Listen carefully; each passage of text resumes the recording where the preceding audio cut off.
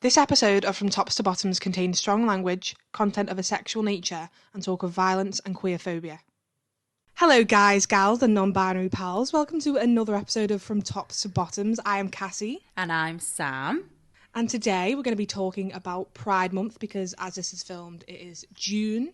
And we are also going to be talking about coming to terms with our sexuality. Honestly, this has the potential to be a really heavy episode. So before we do that, how about we just talk about what the fuck has been up this week?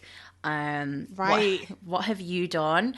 And besides that, before we even get into what we've both done separately, we have, as we are recording this, we have just announced that we're launching this podcast. So the first we announced it. We announced it 2 days ago now. Yeah, I think it was, yeah. Oh my gosh, that was such an intense moment. Like, it was so funny. We when we posted the Instagram story, I said to Sam, we were on FaceTime, I said, Sam, do you think it's obvious from the logo who's a top and who's a bottom? And it was the first time we looked at it and thought, shit, it's very clear actually. It's extremely clear. Extremely fucking clear. And what was it that you said? I shown my friend Beth and she said, oh my god, where the logo is positioned as well. So under me it says top and under Sam it says bottom. And honestly, God works in strange ways, I swear to God. Like he works in magical ways. And he's shown up. He really fucking did. But honestly, I'm so pleased at the reaction we've had so far. Like, I don't know about you, but I've had a few people message me that have been like, oh my God, I'm literally so excited to hear this. Same. And I'm kind of like, really? Like, I'm boring. I know. Like, honestly, why? I said the same. I said to Sam, I was like, how many people are going to watch this? And she was like, and I was like, 7. Hopefully there'll be more, but... Yeah. No, I've had some people message as well and be like, I'm so excited, I've got the 26th in my diary. And I'm like, Why? bro, there's other things in life. Why? Like, you want to hear me and Sam chat shit? But honestly, we chose one person each to show, didn't we? Yes, we did, yes. So I shown Beth and you shown Ashton. Yes. And I don't know about you, but Beth absolutely loved it. Yeah. Beth's a hun. She always sends me like live reactions to things. So I got a comment on absolutely every joke made, every giggle we had. It was boss. And she said we have great chemistry. And that seems to be the main compliment we've had, really, hasn't it? Yeah. Ashton's thing was, honestly, Sam, you and Cass really are vibing. You really do be vibing. And I was like, we really do be vibing. I text you that as well. Like, the first time I listened to the full court, I was at the final court. I was like, Sam, we be vibing. And honestly, like, we do be vibing. I'm really happy with the reaction though. Like, so many people have said, like, I am going to be listening. I'm so excited for this. Like, my friend said, can't wait to listen to this on a run. And I was like, and I know she listens to podcasts on a run. I thought, oh my god, I'm gonna be one of them podcasts that she like tweets about when she's on a run. Oh my god, crazy. I never thought I'd be one of them bitches that are like, listen to my podcast, bro. But listen to my podcast, bro. Please listen to my podcast, bro. So, but yeah, go on, what have you been up to, mate? So I had a moment yesterday. Because I know.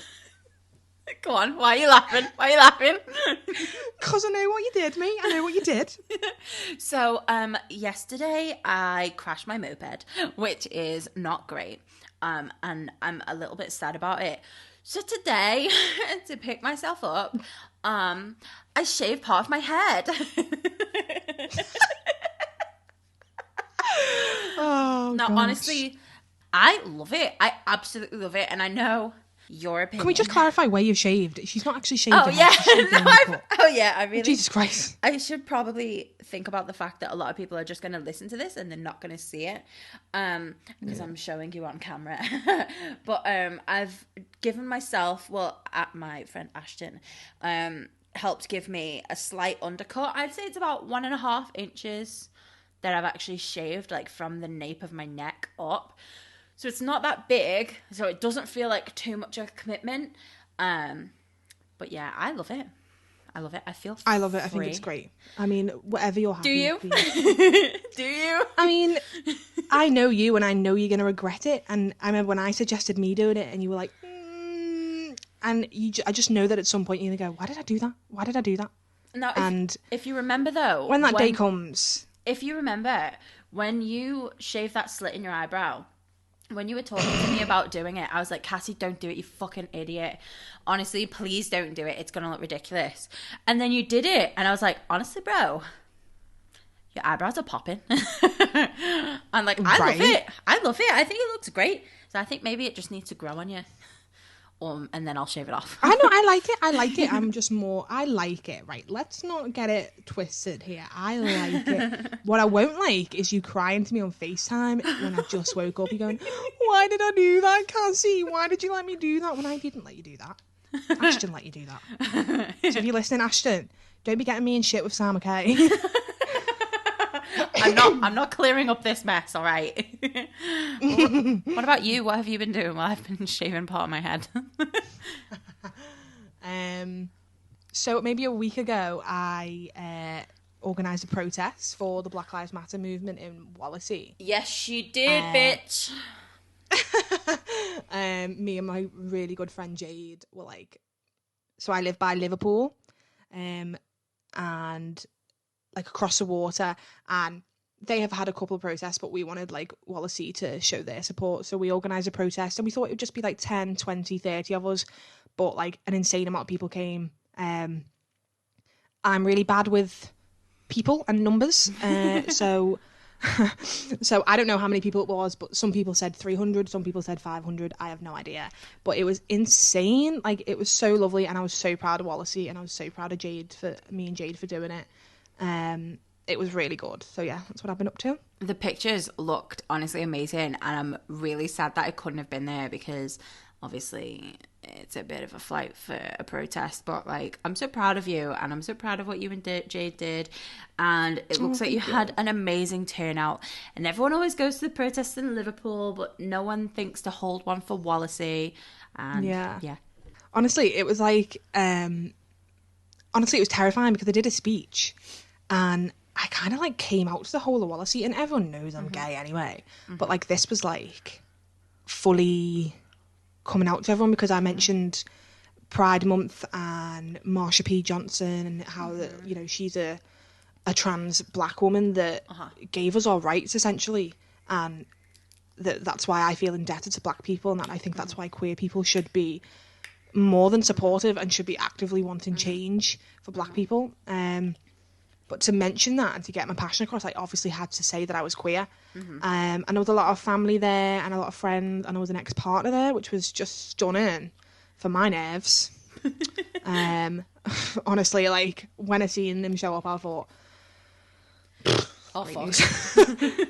If I wasn't already friggin' nervous. But yeah, it was a really good turnout, and you know what? Who doesn't love coming out to your whole year hometown? But that just kind of, it's one of the reasons as well that this episode isn't actually going live in Pride Month.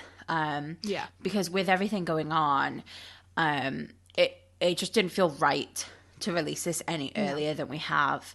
With the massive Black Lives Matter movement going on, it just didn't feel right. And I mean, you and I both talked about that, and we both agreed that for sure that just wasn't the time. And obviously this is going to be you'd like to think this is going to be a huge ongoing thing, and it's going to be an ongoing issue. But I think for the first couple of weeks, the focus needed to be on what was happening in the world and the protests. Oh yeah, of course. Me and Sam are still like working to educate people. I'm like working with our local council to continue doing like events and things. Sam is still educating people. We're still both actively talking about it on Instagram and making resources. But just while we were at the height of it, who needed two white bitches talking about sex online? But honestly, I am so sad that I'm not. I mean, I'm so sad that I'm not at home for like my first Pride season as an out bisexual, But also, Pride's been cancelled, so yeah. So there's not really much I could have done anyway. But like my past experiences. It's probably worth noting that this won't be out in Pride Month. This is filmed in Pride Month, but it won't be out on Pride Month. It'll probably be. Let me get my calendar up. It'll be the first. It'll probably week of be July. released. Yeah, the first week. Yeah. Quick maths at me. So just because we film them in advance and. Yeah, just going to go a little bit behind in it, but it's still Pride Month for us. And also where we are, Pride weekend isn't in June, it's in July. Yeah. Like Pride weekend in Liverpool is always in July. So technically we've not missed it. I'm sad that you're not here for your first Pride as an out woman too. I remember mine. And oh God, I'd been every year anyway. But just closeted and just like looking at all these gays and being like, I love you all so much. Like I'm in awe of you. But yeah, I'm sad too. Are you going to do anything in China, do you think? I think I'm probably going to try and head to the LGBT centre. It's difficult at the minute with things being closed. Like a lot of the clubs are not being open. I'd love to try and find some queer activities to do. Queer activities to do, like writing poetry. Do you mean gay sex? No. Queer activities. So what you mean is you want to find a girlfriend who you can fuck. No, what I mean is... when your ma's talking about sex and she's like, oh, we're just going to, me and your father are going to go and do some adult activities. Jesus Christ. No. Apologies, continue. What I mean is I'll probably go to the LGBT centre and try and find some... Again, I go to use the word activities. Some like events. Yeah. That's the word I'm looking for, events. But yeah, I mean, my experience with Pride in Liverpool when I was at home was like, I've been before, but I've only ever been to Pride with straight people who want to go and get drunk with the gays. And like, how do you feel about that? Like, how do you feel about straight people going to Pride anyway? Now that you're out, how do you feel about straight people going? I'm okay with it. Yeah. I think that you never know if someone's straight anyway, so who the fuck are you to like be a bouncer at Pride for? Well, yeah, that's it. Like who's gatekeeping? Yeah, and also we want allies. As long as you're going as an ally, I think it's absolutely fine. If you're going to like go and see Ariana Grande in Manchester Pride, it's no longer Pride, it's a festival, and I think like we do need to be cautious of that. Like, you know, like rainbow capitalism and everything. I think I don't want to stray from like what Pride is. But as you said, like you went as a straight person. Yeah. And you went straight, do you know what I mean? So, yeah. So that's it. Like you can't really, I don't want to like start turning people away. Because at any point, you know, sexuality is fluid. Like at any point, you know, people might be coming to terms with anything. You don't know anyone else's struggles. So I'm also honestly not as educated as I would like to be on a lot of issues to do with Pride.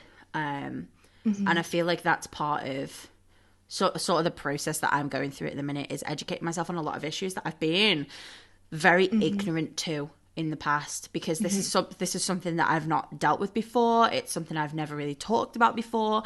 It's only now that me and you have gone down this kind of path of the podcast and being so open and honest with each other as well, that this is what has started my process. As I mentioned last time, it has started my process, and like you're educating me on a lot of things and prompting me to educate myself on a lot of stuff anyway. So I'm getting there. I'm still a baby gay. Oh yeah. We love that. No, I think it is essential to educate yourself, and I think that's the same with straight people going. Like, remember why you're there, remember what it's for, remember what it is. Yeah. And like, as I said to you, which I'm sure we'll get into later, like knowing your own history is so essential to.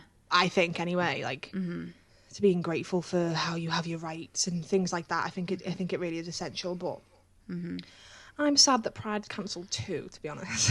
It seems selfish, but I'm really sad. I have always loved Pride. Like, it's my favourite weekend. I went a few times when I wasn't out, and me and a friend of mine were at the front by like this stage, and we were on the docks in Liverpool, and we ended up kissing. Lo and behold, both of us are now out queers. Who knew, right? Surprise. But I went with a bunch of straight people, and I'm really ashamed to say that we probably just went for the festival side of it in Liverpool, which I am ashamed to say. I was very, very young, but I was also intrigued. There was a part of me that was intrigued, but I wouldn't have gone off that intrigue alone. I wouldn't have said, hey, should we go, blah, blah, blah. When it was suggested that we go for a drink, I was like, yeah, let's go. And that was a factor that pushed me to go, but I am ashamed to say that it was probably just, you know, for the good time. Other times... Now, I mean, you've seen me. Like, I love going and I love shouting about it, and I think I'm such... You should be going Pride if you can as a gay person. You should be. Like, I think it really connects you with the community. I didn't go when we were in China. Well, when I was in China, did I?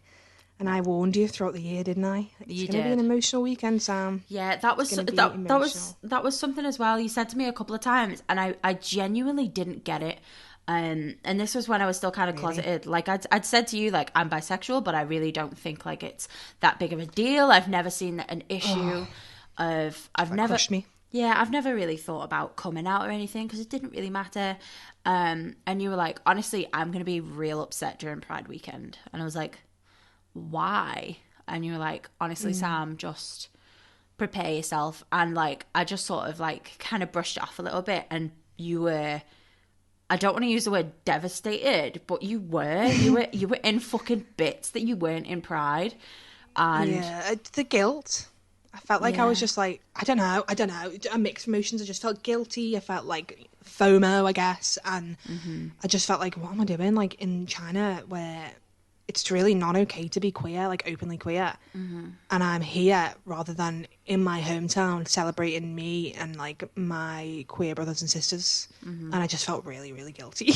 And poor Sam had to deal with me getting drunk and crying. I can't remember what we did. I think we got drunk and we watched something gay on Netflix. I think we did. I don't think it was something gay. I think it was a Maddie McCann documentary. I don't know if it was. Maybe it was. Maybe we watched it for about 10 minutes and thought, oh, this will be good. And then I remember thinking, this is a terrible idea. I know we turned it off. It probably ended in us being drunk and me singing Jason Derulo, for sure. I was literally just going to say, is that the time we got so drunk we were singing Jason Derulo? And I think it might have been because we have that picture of you. That is several times. Are you okay? That's several times. We have that picture. How many times did it end in me singing Jason Derulo? I think that could be Pride weekend. Yeah. Me and the Pride flag with a glass of wine with my cat ears on and a mustard beret on my head. Oh, wow. That is a picture. She's stunning. That is a true Renaissance painting. There is so much happening in that photo. I love it so much. There's so much to unpack. I've had some pretty bad experiences at Pride, though, I won't lie. It's not all like rainbows and glitter. I mean, there is a lot of rainbows and glitter, but it's not all been good. Like, the biphobia I've faced at Pride is like upsetting. Yeah. And like when I found out we were gonna be talking about this, I was like, oh God, prepare yourself, Cassie. So I'm not gonna get emotional. I'm not gonna get upset. I'm just gonna probably get emotional and upset. I'm just gonna vibe.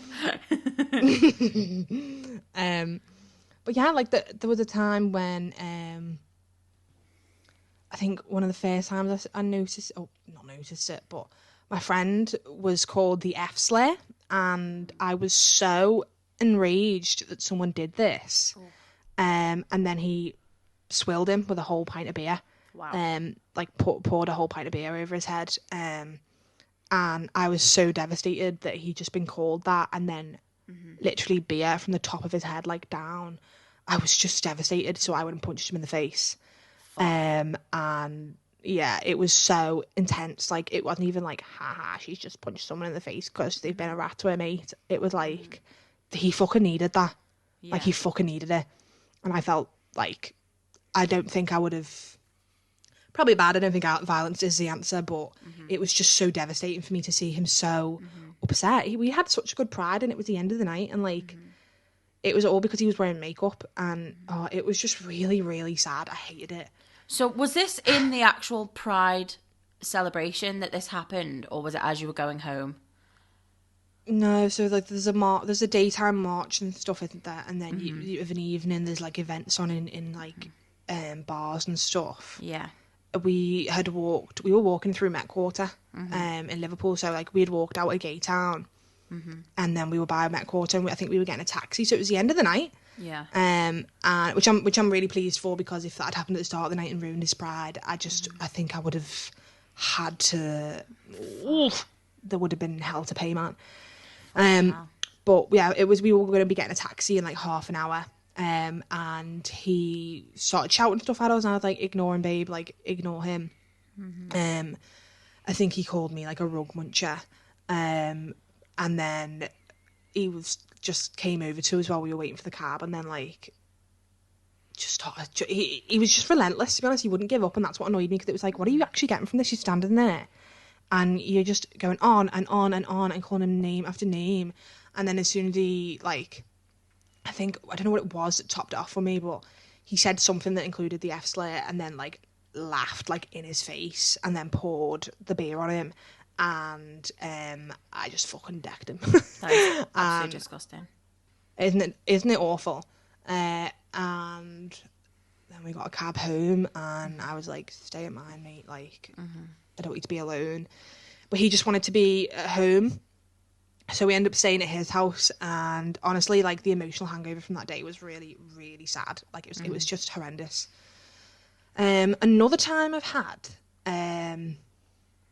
was with me. I was walking, like, it was during the daytime, and I was walking to, like, the parade bit, and I had, like, my flag wrapped around me, and I just got a bunch of people shouting at me. I was on my own. A bunch of people shouting at me. And I was like, ignore them, just whatever, like, keep walking. And then they crossed over the road to, like, to just, like, abuse me more, I guess. Fuck's sake. Yeah. And then they told me, it's a really busy road by Liverpool Empire. Okay. And they told me to jump in front of a car. Fucking hell, man. Yeah, they were like, jump in front of a car, jump in front of a car. And then he spat at me. And I was like, phew. And it was so intense, because it was probably about 10 or 12 men. And they were like day drinking, and like they were like your typical baldy big guys, and I was like fucking bricking it, like I was shitting it. I'm a quite confident gal, like, yeah. I don't normally like feel intimidated, but I was like, it was horrible, and I was scared, I won't lie. Yeah. And I hated that, and it kind of put a bit of a downer on my pride, to be honest with you. And then when I seen my friends, they sort of picked me up again, and were like, fuck them, like, they're wankers. And then we had a great pride, and then, God, what a really awful pride experience, actually, because then later on in the evening, a member of the community told me that I didn't look bisexual, I didn't look bisexual, and that I was doing it for male attention. And honestly, in ways that was worse. Like, biphobia from within the community is probably the worst for me, because it's like you're being betrayed by your own people, and I think it's it really upsets me, and it's rife within the community. Like, bisexuals take up over 50, I think it's 52%, I'm not sure, don't quote me on that, but take up the most amount of space in the queer community. Like, there's so many of us, yet we face such specific queer phobia, and within the community and outside the community, you get it from straight people and queer people, and it's draining. And people say that it's not bad because, you know, a trans woman can get beaten up in the street. Fucking horrendous. They immediately see that any form of queer phobia is that, and that because it's so in your face, that's why people think that biphobia is not real, but it is. Like, just because it's not getting beaten up in the street, it doesn't mean it's not there. Oh yeah, absolutely. And like, honestly, I'm so surprised as well that, you know, you were saying about that, like, to go back to that man spitting at you and in the street. Maybe I'm biased, but like, I don't expect that of Liverpool. I really don't. I don't. I know what you mean. Like, Liverpool's such an... They definitely weren't from Liverpool. Not all of them anyway. I know there was, because I remember hearing a Scouse accent, but the main guy that spat at me was definitely not from Liverpool. But either way, he was in Liverpool. He was with Liverpudlians. And, like, if... I don't think... I'd like to think that a Scouser wouldn't be friends with someone like that, but clearly... Yeah. But yeah, I was shocked that it happened in Liverpool too, to be honest with you. But you just never know. Like, even with this like whole Black Lives Matter movement, racists have come out the woodwork, and you think, fucking hell. Yeah. You live in town, my guy. What are you fucking doing? And like these older men just thinking it's okay to intimidate this lone female who's obviously quite young. Like it's honestly, it's just disgusting, and I don't expect that from Liverpool, and I'm quite frankly incredibly disappointed. Yeah.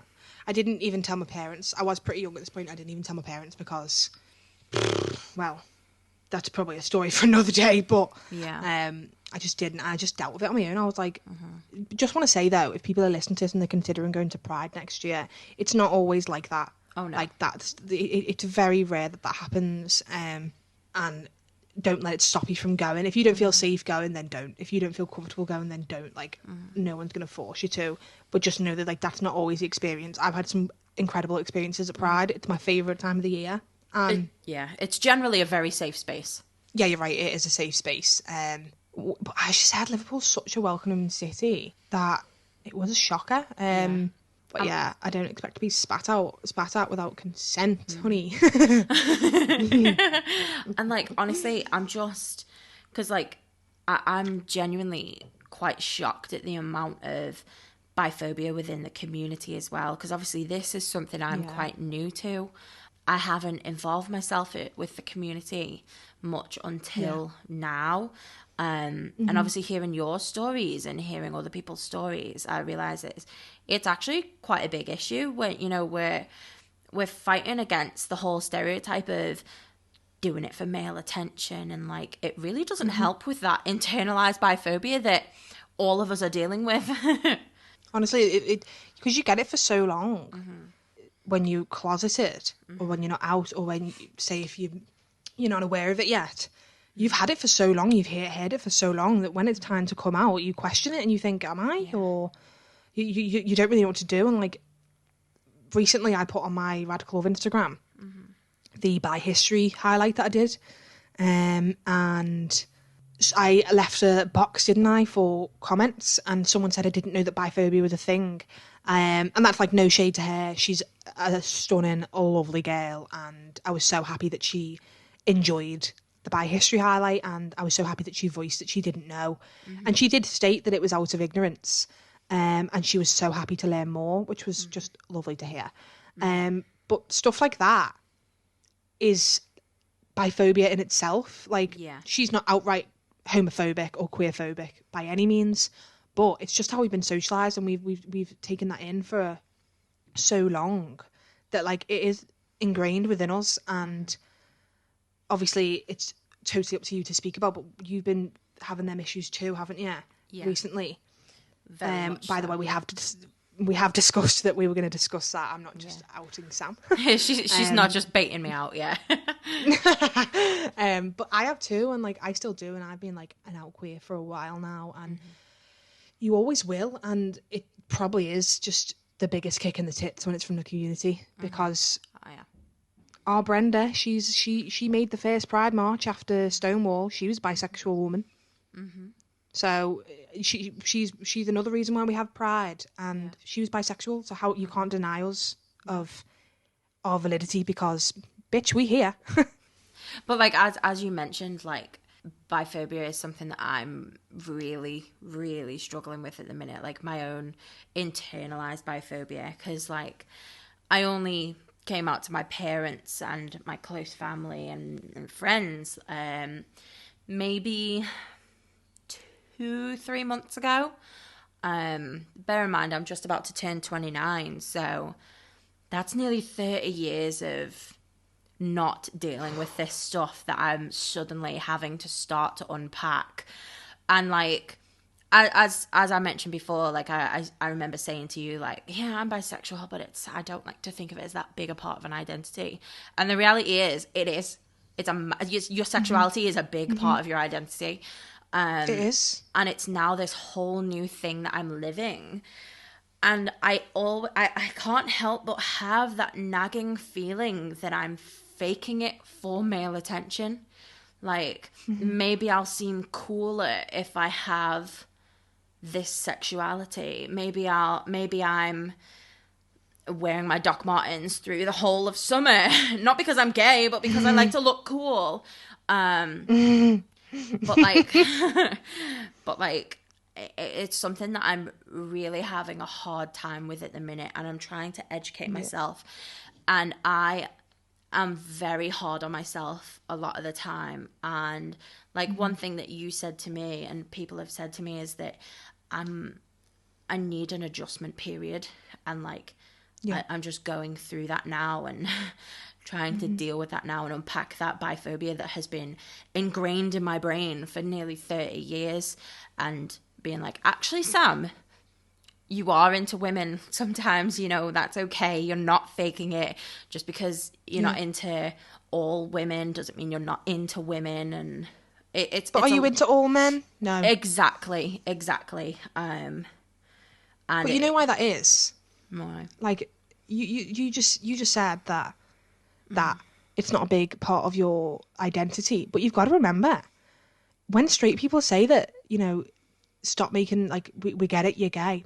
Straight people make being straight a massive part of their identity. In fact, people being straight is a massive part of my identity. We live in, like, a heteronormative society. Everything that we consume is for straight people. So being straight is a massive part of straight people's identity as well. So you can never be told that it's not a massive part of your identity, because it's a huge part of your identity. Yeah. And I think the reason that you think that you're doing it for male attention is because you've been told, like, the patriarchy states that we're here for men, and what we do is for men, and everything we do is to look good for a man or to be consumed by a man. And that's why people think that it's for male attention, because, you know, the most radical thing you can do against patriarchy is just not be into men at all. So the only way they can gain control over you is by that last little thread of saying, well, it must be for me. She must be doing it for me. Like, of course, no, she wouldn't not be into men. There's got to be another reason, and it'll be for me. It's for me to consume, and that's just bullshit. It's bullshit. Because what are you going to do? Is there going to be a man watching you every time you close the door and you're with a woman? No. All this biphobia is for a reason. Like, I think it'd be worth stating things that are biphobic. So saying that it's a phase, biphobic. Saying that it's a stopgap, it's like a stop off until you come out as gay, biphobic. Saying that it's for male attention, biphobic. I think that people don't understand that. Half gay. I was literally just going to say, I've heard a lot of people say it's one half of your sexuality, and although I get that comes from a place of it's cute. I get that it comes from a place of acceptance. However, sexuality's fluid. It's not about being 50% gay and 50% straight. Like, you know that I was in a heterosexual presenting relationship for nearly 10 years, and like, I was still bisexual through all of that. Like, even though I didn't care to admit it at the time. But I was. And it's not the whole 50% gay, 50% straight, I just feel it's a complete myth.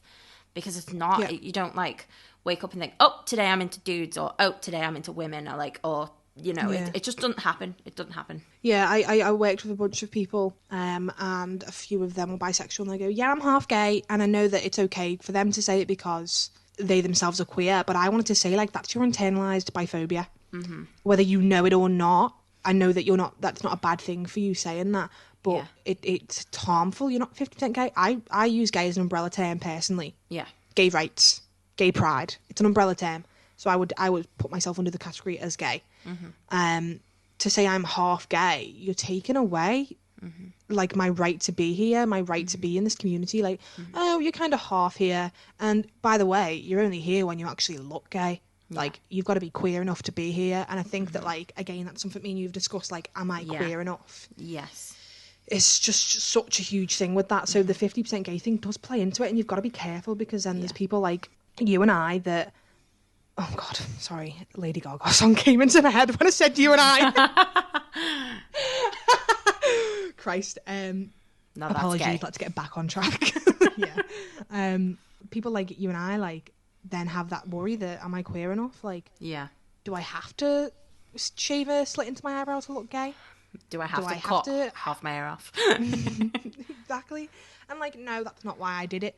But did I feel more queer after I did that? For sure. Absolutely. Do I feel more valid as a bisexual now? For sure.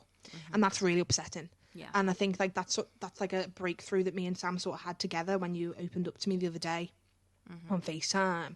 Like, in my head, I thought, okay, now's the time to be vulnerable with Sam, because, not to put words into your mouth, Sam may see me as someone who's, like, extremely comfortable with their sexuality and, like, you know, is a professional queer, if you will. But, like, no, I still think about it all the time, you know what I mean? Like, if I'm doing an Instagram post specifically about being gay, or specifically to do with, like, queer sex ed or queer history, I want to look gay. And that's really sad. Yeah. Like, and I think it's so sad. Like, you could... I think with women, it's a femme thing. If you're too femme, then you're not gay. But, like, femmes exist. And we love them. Yeah, man. Femmes, thems, we love them all. Yeah. Well, that's something I've said to you many times this week alone, is that at the minute I just don't feel queer enough. I'm like, what does that even mean? Like... Yeah, if you're queer, what does that even mean? If you're queer enough. Like, you are valid, regardless. And, like, if you came to me saying, I just don't feel queer enough, I'd be like, what the fuck are you talking about? But it's so easy to say that to someone else. But when you're dealing with that thought in your head, like, what do I have to do to feel queer? It hurts. It really does. Yeah. And it's exhausting. I think that's when, like, it really is exhausting. And I think that is why it's all the more painful when it comes from within the community, because you're dealing with that on your own. And then you think, it's okay, I've got my community to lean on, I've got my community to boost me and, like, support me. But then you get some lesbians turning around saying, dated bisexual? No, I don't fucking think so. Yeah, you don't have your gold star? No thanks. No, yeah, and it's just a kick in the tits, really, and I hate it. I know I've said I hate it so much, but I hate it. Yeah. I hate it. If I could, I'd rather a family member or a straight person give me abuse all day, every day, than someone in the community who is just as marginalised as I am to turn me away. Because then it's like, well, if someone who's queer is turning me away, then I'm clearly not queer enough. Yeah. Like, do you know what I mean? Like, if they are, then I must not be there. Yeah. I mean, to be completely honest with you, this is literally the first time I've been able to talk about it with someone, with anyone, with you, without crying and, like, dealing with that, like, flood of emotion as well. So it's nice to finally be able, like, to vocalize how I'm feeling as well, because it is, as I said before, fucking exhausting. Yeah, it is really. Honestly, I'm so proud of you, though, because from the conversation we had the other day, which I do think, you know, correct me if I'm wrong, was such a good conversation. Like, I think that we both discussed our insecurities about it, and I gave you some things to do, and some things to, like, work on, or, like, ways to help, and you seemed to respond well to them, and, you know, sent me a few things after. So I'm, like, really proud of you for being able to speak about it, because, like, I don't think that people who are listening to this are going to realise that, like, this is happening right now. Like, you know, when we turn these mics off, we're probably going to have a personal conversation tomorrow morning about it. Like, we FaceTime every day, spoiler. And we'll probably have a personal conversation about it. Like, Sam's, like, going through this right now, and it's tricky, and I'm proud of you for being able to speak about it, because I know how horrific it is, but I also don't know how hard it is for you, because you've had way more time to internalise all this. Do you know what I mean? Like, you've been socialised to thinking this way a lot longer than I have, and it must be fucking hard. It must be hard, and you're smashing it. Undercut, dungarees and all. Even if he didn't have them on, he'd still be queer to me. Yeah. But yeah, this will be something that will definitely, it'll be an ongoing issue. It'll come up more than once. This is not over, okay? Yeah. I think after our conversation, and I've had a few conversations with other bi folk over the last couple of weeks, I'm going to put together like a sort of guide of like how to slowly unpack your internalized biphobia, because even myself as a bi woman, I didn't realise just how many people go through it. And I should be way more aware of that. So Yeah. I think I am going to make like a guide to unpacking your own internalized biphobia. I think that'll be helpful for me and you and other people. But honestly, you know, if you are straight and you are listening and you do have like bisexual friends that come to you with this, and if they tell them that something you believe or something you're saying is biphobic, listen, educate yourself. Everyone knows the stereotypical thoughts of a bi person. Don't play into that. They're harmful. Don't go along with that. You hear someone around you saying something like that, call them out. You know, oh shit, but she's only bi because it looks good. No, tell them to cut that shit out. It's biphobia. If you'd call someone out for homophobia, call them out for biphobia. Yeah, because it's just as harmful as homophobia. Just because you don't hear the word biphobia doesn't mean it's not there. Like, it's also a form of bi-erasure to say that it's taken away that we're here and we're valid. You're essentially saying that the sexuality isn't valid, and it fucking is. Bicon till I die, hon. Yes, bitch. Well, that was fucking heavy, wasn't it? I promise you they will not all be this heavy. Yeah. As always, we want to open the floor to you guys. Make sure you follow us on Instagram at From Tops to Bottoms. And if you have any questions for us, any stories you want to tell us, remember we will be filming a short aftercare episode for this episode. So do you have any experiences at Pride, both good and bad? Do you have any experiences with biphobia? Anything that you want to ask us, anything you want to talk to us about, and we can try and cover it in our short aftercare episode. Before we go, if anything in this episode has affected you, or you've related to it, or you want any more advice, or you want to hear me elaborate on any of the theories I gave Sam, then feel free to message me. I'd get quite a few people messaging me about biphobia, to be honest, and I am more than happy to like speak to anyone about it or help anyone. Or if you want to come to my page to learn more about bi history, then that's definitely the place to go, and that is radicallove.co.uk, at radicallove.co.uk on Instagram, and radicallove.co.uk on the World Wide Web. But yeah, if you want to speak to me on Instagram for anything at all, as you know, obviously I'm still going through all this, so please don't expect as much concise information from me as you would get from Cassie. But my Instagram handle is at SamanthaInBJ. Feel free to message me about anything. Go and show your love. Tell her she's queer and she's valid and that we all fucking love her and that she's a massive bicon and she's here and queer and we see you, hon. Thank you. I would love that. That was such a Sam thank you. Thank you. Okay. You're uncomfortable. Well, it worked. Okay. Well, until next time. Bye-bye. Bye.